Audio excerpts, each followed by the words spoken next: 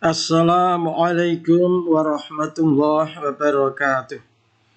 Alhamdulillah alladzi syara'a lana hajjan wa umratan di baitillah. Wassalatu wassalamu ala Rasulillah wa ala alihi wa ashabihi wa mawalah. Bapak Ibu calon jamaah haji rahimakumullah, apa kabar?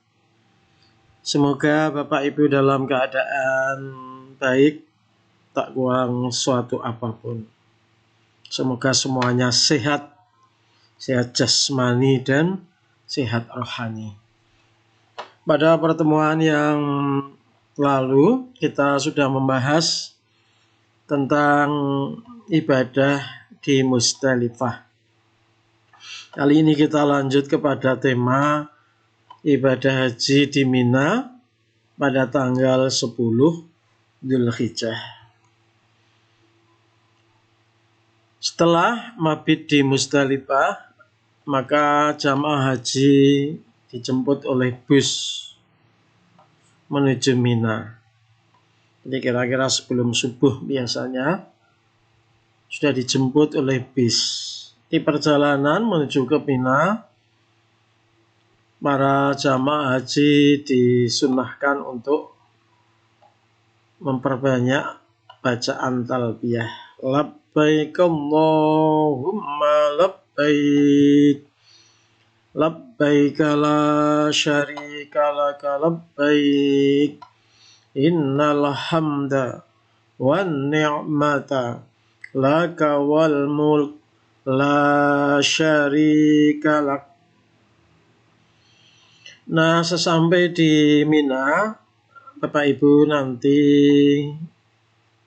istirahat karena pasti capek ya, sudah sejak tanggal 8 Dzulhijjah di Mina, kemudian tanggal 9 Dzulhijjah di Arafah, malamnya di Muzdalifah, kemudian tanggal 10 kembali ke Mina, pasti sangat capek.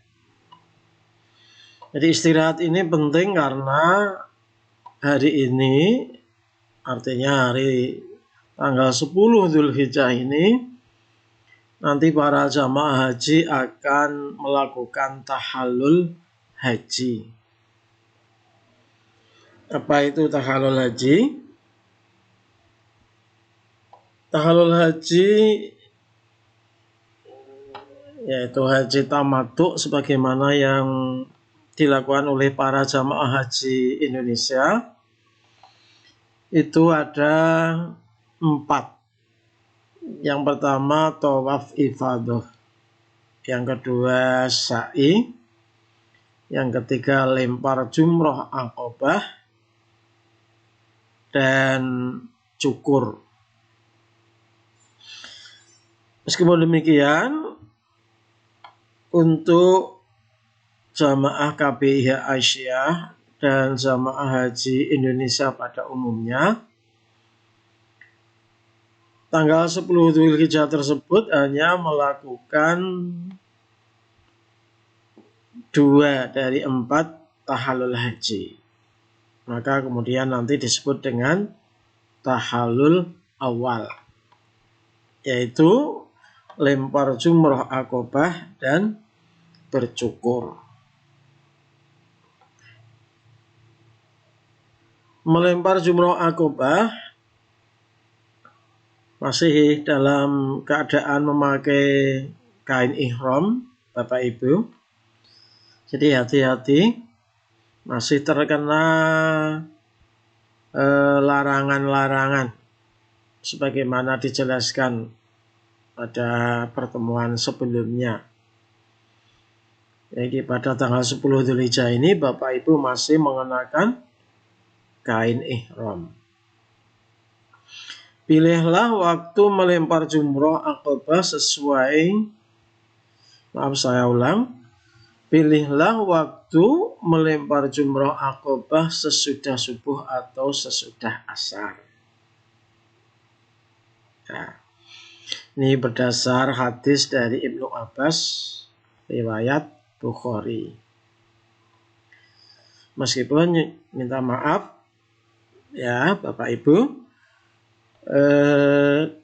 akhir-akhir ini nanti penentuan kapan jamaah haji di sebuah maktab bisa melakukan lempar jumroh sangat tergantung dari kebijakan maktab. Sebenarnya yang afdal adalah antara jam 9 sampai 11. Namun amat sangat rawan bagi keselamatan karena saat itu jamaah haji di seluruh dunia ingin mendapatkan waktu afdal tersebut. Sehingga ini sangat rawan bagi keselamatan haji. Apa yang perlu dipersiapkan yaitu membawa 7 buah kerikil.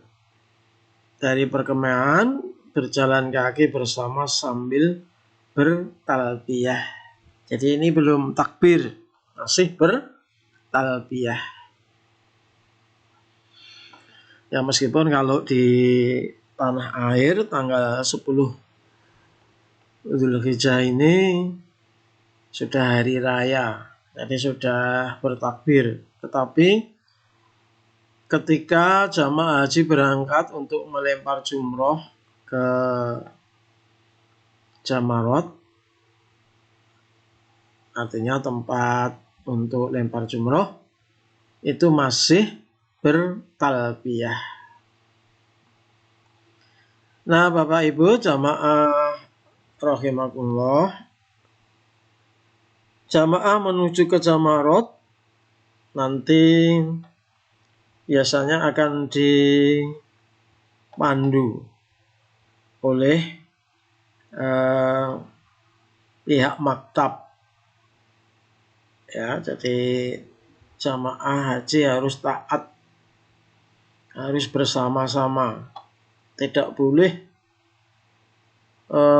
fardi-fardi atau sendiri-sendiri. Taatilah komando dari maktab maupun ketua kafilah. Ini semua demi keselamatan. Karena coba Bapak Ibu lihat fotonya ini. Ya, jadi ini ada yang menuju ke lantai dasar, ada yang menuju ke lantai 1 sisi kiri, ada yang menuju ke lantai 1 sisi kanan. Jadi jutaan orang ingin melakukan hal yang sama. Oleh karena itu demi keselamatan jangan sampai terjadi hal-hal yang tidak diinginkan seperti yang terjadi pada jamaah haji tahun 2015. Jadi utamakan selamat. Meskipun mungkin tidak mendapatkan waktu afdol, yaitu jam 9 sampai jam 11 pagi. Bapak Ibu yang dirahmati Allah, pada tanggal 10 Dzulhijjah ini para jamaah haji hanya melakukan lempar jumroh di satu tempat. Jadi nanti ada 3 tempat. Yang pertama itu disebut dengan Ula. Yang kedua disebut dengan Wusto. Di Ula itu artinya pertama. Yang Wusto itu adalah yang tengah. Nah yang paling terakhir disebut dengan Aqobah. Pada tanggal 10 Dzulhijjah ini Bapak Ibu nanti sesampai di Jamarot, tempat lempar jumroh, jangan sampai lupa bahwa tempat lempar jumroh yang pertama dilewati. Demikian juga tempat lempar jumroh yang kedua dilewati. Baru sesampai di jumroh Aqobah yang terakhir, para jamaah haji melakukan lempar jumroh. Nah, tata caranya seperti yang sudah sering kita praktekkan. Kerikil dipegang dengan jari telunjuk dan ibu jari.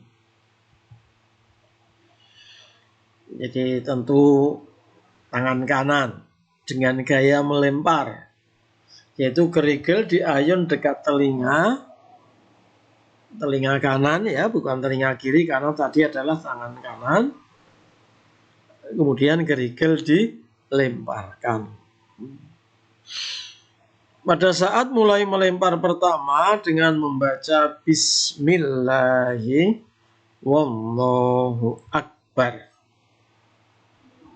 Jadi ini yang pertama. Nah, untuk lemparan yang kedua sampai ketujuh, bacaannya cukup Allahu Akbar. Nah, setiap selesai satu lemparan, kemudian diikuti dengan berdoa. Allahumma ij'alhu hajjam mabrura wa dzamban maghfura. Baiklah, saya praktekkan lengkap ya. Bismillahi Wallahu Akbar. Allahumma ij'alhu hajjam mabrura wa dzamban maghfura. Lempar lagi. Allahu Akbar. Allahumma ij'alhu hajjam mabrura wa dzamban maghfura. Allahu Akbar. Allahumma ij'alhu hajjam mabrura wa dzamban maghfura. Allahu Akbar.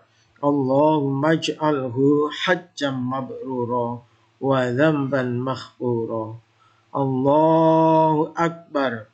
Allahumma ij'alhu hajjam mabrura wa dzamban maghfura. Allahu Akbar. Allahumma ij'alhu hajjam mabrura wa dzamban maghfura. Ini 7 kali. Yang berbeda adalah pada bacaan yang pertama, yaitu Bismillahi Wallahu Akbar. Nah, setelah selesai lempar jumroh Aqobah, tidak ada doa apapun. Kemudian bacaan talbiyah dihentikan. Ya, jadi setelah jumroh Aqobah, jika nanti Bapak Ibu melihat jamaah haji yang lain minggir ke kiri untuk berdoa menghadap ke kiblat, nah menurut sunnah Rasul, setelah jumroh Aqobah ini tidak disyariatkan berdoa, tapi langsung pulang ke kemah sambil bertakbir hari raya. Jadi kalau berangkatnya tadi talbiyah, nah pulangnya setelah lempar jumroh ini bertakbir. Allahu Akbar. Allahu Akbar. La ilaha illallah. Wallahu Akbar. Allahu Akbar. Walillahil hamd. Nah, Bapak Ibu, sesampai ke perkemahan, ya masih dalam keadaan berpakaian ihram. Ingat, Bapak Ibu belum bercukur, jadi belum boleh berganti pakaian. Masih dalam keadaan berpakaian ihram. Nah, kemudian para jamaah haji melakukan cukur rambut. Untuk pria disunahkan gundul. Untuk perempuan cukup dengan memendekkan rambut. Ya, jadi sekali lagi jangan eman-eman. Ya, barangkali haji hanya sekali, maka lakukanlah dengan cara maksimalis, bukan minimalis. Ya, jangan eman-eman, wah rambut saya ini sedang bagus-bagusnya, mosok dipangkas. Ya. Ya, siapa tahu nanti setelah digundul nanti tumbuhnya jadi hitam. Bukan putih. Para jamaah haji rahimakumullah. Nah, ini contoh foto jamaah yang sedang cukur. Ya. Jadi cukurnya yang mencukur bisa sendiri, tapi ya kalau sendiri ya susah.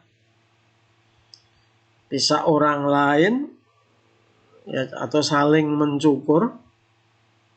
Kalau istrinya yang mencukur boleh juga. Jadi tidak ada ketentuan siapa yang harus mencukur. Nah, setelah cukur inilah maka jamaah haji bebas dari larangan-larangan selama ihram, kecuali berhubungan badan, kecuali berhubungan seks. Jadi larangan-larangan yang lain sudah tidak berlaku, kecuali satu ini saja. Nah, saatnya Bapak Ibu berganti pakaian seperti biasa. Jadi seperti halnya kalau pergi ke masjid dalam kehidupan sehari-hari, baik di Madinah maupun di Makkah. Jamaah haji rahimakumullah. Selanjutnya mari kita ikuti ini video keberangkatan jamaah haji Aisyah yang akan lempar jumroh. Ya. Nah, ini jamaah haji sedang berangkat dari kemah menuju ke Jamaroh. Mereka sedang melewati terowongan. Suaranya memang bising karena ini adalah suara dari kipas angin raksasa, agar para jamaah haji tidak kepanasan di dalam terowongan. Ini pada saat berangkat ini tanggal 10 Dzulhijjah masih mengenakan kain ihram. Bacaannya yang disunahkan adalah masih labbaik Allahumma labbaik labbaik la syarika laka labbaik innal hamda wan ni'mata laka wal mulk la syarika lak. Jadi ini perjalanan cukup jauh, maka bagi jamaah haji yang kemungkinan fisiknya lemah karena sepuh atau mungkin sedang sakit, boleh dibadali, boleh diganti oleh jamaah haji yang lainnya. Nah, cara membadalinya bagaimana? Ya, lempar jumroh untuk diri sendiri, baru setelah itu lempar jumroh untuk orang yang dibadali. Nah, ini video setelah sampai ke Jumroh Aqobah. Ya, mari kita putar. Ini kebetulan suasana memang tidak ramai, sehingga kelihatan longgar. Itulah dinding tempat lempar jumroh, yaitu Jumroh Aqobah, jumroh paling ujung. Jika memungkinkan seperti ini, Bapak Ibu sebaiknya mendekat pada dinding, kemudian melakukan seperti tadi sudah kita pelajari di depan. Nah, kalau dalam suasana yang ramai, maka disarankan Bapak Ibu nanti duduknya, ya maaf ini pakai bahasa Jawa, duduknya itu di paling ujung, karena biasanya jamaah haji lempar jumroh itu menumpuk di bagian awal dari jamroh, sehingga di bagian akhir dari ujung jamroh tersebut kelihatan sepi. Bapak Ibu calon haji rahimakumullah. Nah, setelah lempar jumroh tadi, sekali lagi para jamaah haji langsung pulang. Ya, ini dari foto ini langsung pulang ke kemah. Ya. Demikian untuk kali ini. Besok akan kita sambung dengan ibadah di tanggal 11 Dzulhijjah. Barangkali ada yang bertanya, Pak, apa yang dilakukan pada tanggal 10 Dzulhijjah yang lain? Nah, ini perlu saya sampaikan. Nanti pada tanggal 10 Dzulhijjah itu juga dilaksanakan penyembelihan dam, yaitu penyembelihan kambing. Untuk beberapa tahun akhir ini, dam sebagai konsekuensi dari haji tamattu itu diwujudkan dalam bentuk kambing.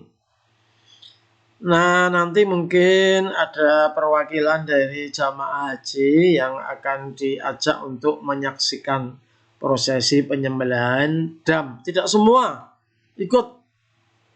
Nah, kalau semua ikut nanti jadi repot sekali ini, karena butuh alat transportasi yang banyak.